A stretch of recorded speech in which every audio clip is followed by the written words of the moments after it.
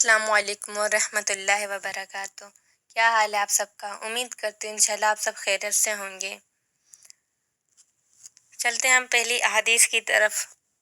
میں آپ لوگوں کو اسلام کے بارے میں احادیث بتانا چاہتی ہوں۔ امید کرتی ہوں آپ سب اس پر انشاءاللہ ضرور عمل کرو گے۔ بسم اللہ الرحمن الرحیم۔ اللہم صلی علی محمد وعلی آل محمد کما صلیت علی ابراہیم وعلی آل ابراہیم انک حمید مجید۔ اللہم بارک علی محمد وعلی آل محمد کما بارکت علی ابراہیم وعلی آل ابراہیم انک حمید مجید۔ بسم اللہ الرحمن الرحیم۔ حضرت ابو ہریرہ رضی اللہ تعالیٰ عنہ سے روایت ہے کہ نبی کریم صلی اللہ علیہ وسلم نے بیان فرمایا کہ جب اللہ نے جنت کو بنایا تو اپنے مقرب فرشتے جبرائیل علیہ السلام سے فرمایا کہ تم جاؤ اور اس کو دیکھو کہ ہم نے جنت کو کیسا بنایا ہے، اس میں کیسی کیسی نعمتیں پیدا کی ہیں۔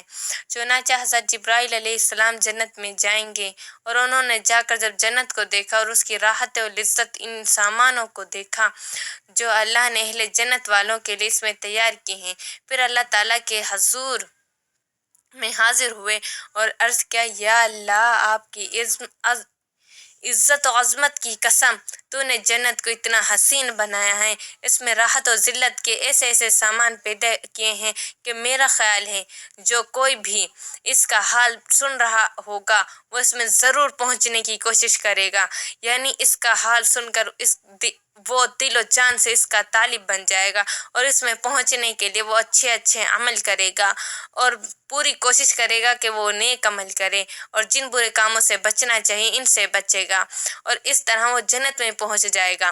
اللہ تعالیٰ نے جنت کو بہت حسین بنایا ہے۔ اللہ تعالیٰ نے جنت کو سختی اور مشقتوں سے گھیر دیا ہے، یعنی جنت میں کوئی مشقت نہیں، کوئی سختی نہیں، یعنی جنت میں آرام ہے، اس میں اتنی راحت ہے، اتنا سکون ہے، اس میں سختی نام کی تو کوئی چیز ہی نہیں ہے جنت میں۔ مطلب یہ ہے کہ اللہ نے جنت میں پہنچنے کے لیے احکام کی اطاعت کی گاٹھی کو عبور کرنے کی شرط لگا دی ہے، جس میں طبعاتوں اور نفسوں کو بڑی سختی اور دشواری محسوس ہوتی ہے۔ پھر جبرائیل علیہ السلام سے فرمایا، پھر اللہ پاک نے حضرت جبرائیل علیہ السلام سے فرمایا، آپ پھر جاؤ، پھر اس جنت کو دیکھو، میں نے اس کی ارد گرد لگائی ہوئی باڑ کو دیکھو۔ نبی کریم صلی اللہ علیہ وسلم فرماتے کہ جبرائیل علیہ السلام پھر گئے اور جا کر پھر جنت کو دیکھا۔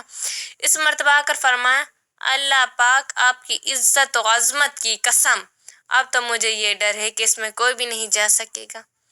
مطلب یہ کہ جنت میں جانے کے لیے شرعی احکام کی پابندی کی گاڑی کو عبور کرنے کی جو شرط آپ نے اس طرف لگائی ہے وہ نفس اور نفسانی خواہشات رکھنے والے انسان کے لیے اتنی شاق اور دشوار ہے کہ کوئی بھی اس کو پورا نہیں کر سکے گا۔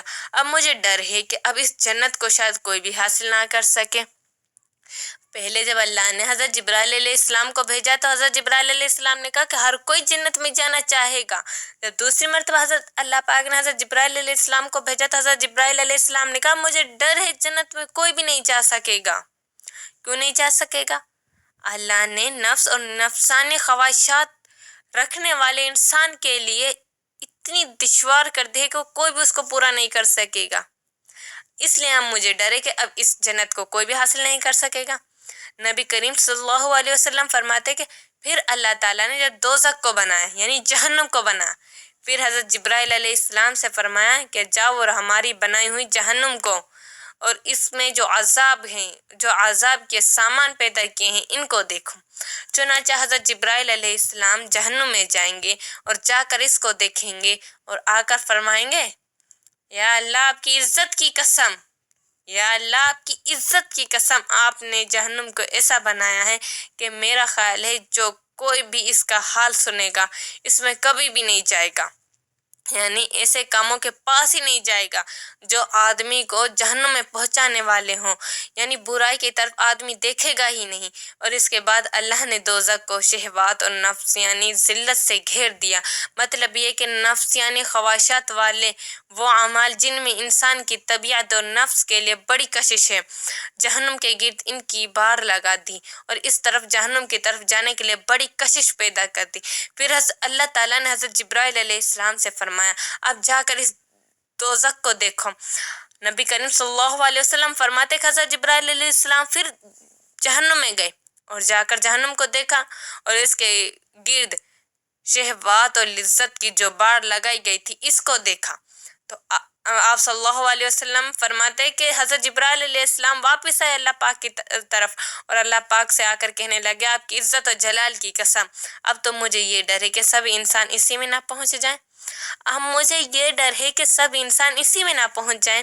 مطلب ہے کہ جن شہوات اور لذات سے آپ نے جہنم کو گھیر دیا ہے، ان میں نفس رکھنے والے انسانوں کے لیے اتنی زبردست کشش ہے، ان سے رکنا بہت مشکل ہے۔ اور اس لیے خطرہ ہے کہ بیچاری ساری اولاد آدم نفس یعنی لذات اور شہوات کی کشش سے مغلوب ہو کر جہنم میں ہی نہ پہنچ جائے۔ اس حدیث کا اصل مقصد یہ ہے کہ اللہ پاک نے جنت کو بہت اعلیٰ بنایا ہے، اس میں کوئی کسی قسم کی مشکل نہیں ہے، مصیبت نہیں ہے، صرف آرام ہے، چین ہے۔ اور جب اہل جنت میں پہنچ جائیں گے تو ان کو ہر طرح کا سکون ہوگا، راحت ہوگی۔ وہ اللہ سے کہیں گے کہ ہمیں کسی اور چیز کی طلب نہیں ہے، آپ نے ہمیں جنت میں پہنچا دیا، ہمارے لیے یہی کافی ہے۔ اللہ پاک پھر بھی جنت میں رہنے والوں سے کہیں گے اگر کسی اور چیز کی ضرورت ہے تو بتاؤ، تمہیں حاضر کر دی جائے گی۔ وہ کہیں گے نہیں یا رب العالمین، آپ نے ہمیں جنت میں پہنچا دیا، ہمارے لیے یہی کافی ہے، ہمیں کچھ اور نہیں چاہیے۔ اللہ پاک اپنی طرف سے پھر ایک ایسی نعمت ان کو عطا فرمائیں گے جن کے بارے میں تمام مسلمانوں میں سے کسی نے بھی نہیں سوچا ہوگا، یعنی جو اہل جنت اور اللہ تعالیٰ کے درمیان پردہ ہوگا وہ اٹھا دیا جائے گا، وہ اللہ تعالیٰ کو روبرو دیکھیں گے، اور اس سے بڑی کیا نعمت ہوگی۔ اور جو لوگ برے اعمال کرتے ہیں، برے کام کرتے ہیں، وہ جہنم میں جائیں گے، اور جہنم میں آپ کو پتہ ہے پھر کتنی سختیاں ہیں۔ اس حدیث میں نبی کریم صلی اللہ علیہ وسلم نے بیان صاف واضح طور پر بیان کیا ہے۔ اللہ تعالیٰ نے پہلے جنت بنائی، اس کے بعد جہنم بنائی۔ حضرت جبرائیل کو 2 مرتبہ جنت میں بھیجا جنت کو دیکھنے کے لیے، اور 2 مرتبہ جہنم کو دیکھنے کے لیے بھیجا۔ تو اس لیے میری درخواست ہے سب اچھے اعمال کرنے کی کوشش کریں۔ کسی کے لیے اچھا سوچنا بھی صدقہ ہے اور صدقے سے ہمیں ثواب ملتا ہے، اور کسی کے لیے دل میں اچھا سوچنا بھی صدقہ ہے، کسی کو دیکھ کر سچے دل سے مسکرانا بھی ایک صدقہ ہے۔ اور انشاءاللہ اتنی اچھی چھوٹی چھوٹی باتیں ہیں جن پر ہم اعمال کر کے بہت اچھا اور بہت زیادہ